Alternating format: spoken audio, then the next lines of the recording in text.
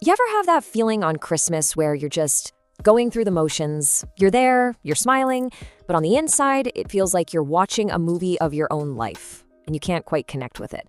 Well, you are not alone, and it's definitely not some kind of personal failure. Let's get into the psychology of why the most wonderful time of the year can sometimes feel so empty. We all know this person, right? Or maybe we've been this person. They're at the party, they're nodding along, but their eyes are just somewhere else. And this feeling, this numbness, it's not about being ungrateful. It's not about hating Christmas. It's a really complex psychological response to a ton of overwhelming pressures, both inside and out. So that's the big question we're tackling. What is really going on here? This feeling of nothingness, it's actually a signal. It's a symptom of something much deeper happening in your brain, in your body, and in your own personal history. So let's get to the bottom of it. Okay, we're gonna break this all down into a few key areas. First up, we're gonna look at what's happening on a biological, even a neurological level. This is the part where your own brain can actually start working against you, leading to what feels like a total shutdown of all emotion. Right, let's pop the hood and see what's really happening inside your head. Because this isn't just some vague, fuzzy feeling. It actually has roots in your brain chemistry, from how your dopamine circuits are firing to whether your nervous system is just plain overloaded. This is the core of it, isn't it? It's not depression, not necessarily. It's not even sadness. It's more like an absence, a void where you know an emotion is supposed to be. It's like the emotional equivalent of white noise, and it can feel incredibly lonely, especially when you're surrounded by all that forced Okay, so what's really fascinating here is the difference between two key experiences. On one hand, you have anhedonia.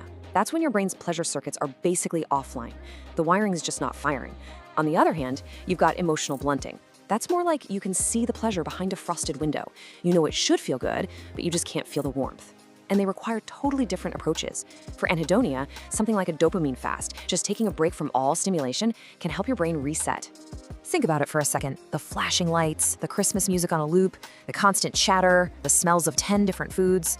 For some of us, the brain's response to that tidal wave of input isn't joy. It's to pull the emergency brake. You're not being a party pooper. Your nervous system is literally just trying to protect itself from a complete meltdown. So that's what's going on inside our heads. Now let's look at how the outside world messes with us. Because it's not just our internal wiring, right? The world out there, with its insane expectations of holiday perfection, plays a huge part in creating this feeling of numbness.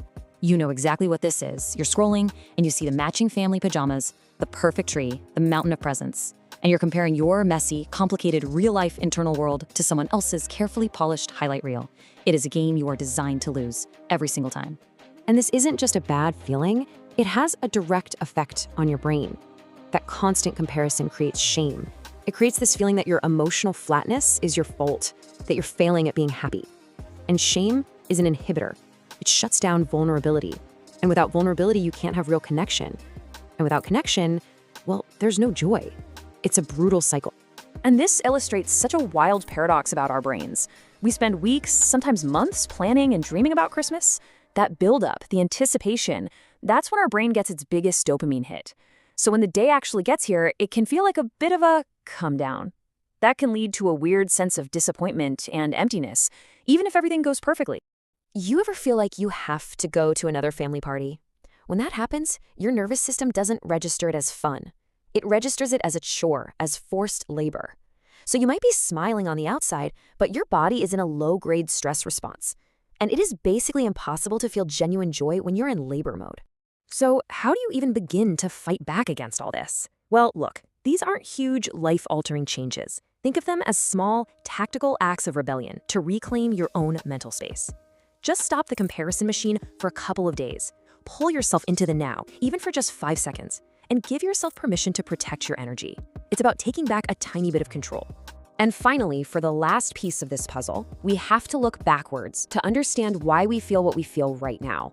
The holidays are like a magnifying glass for our personal histories, for our grief, our sense of self, and all the defense mechanisms we built a long, long time ago.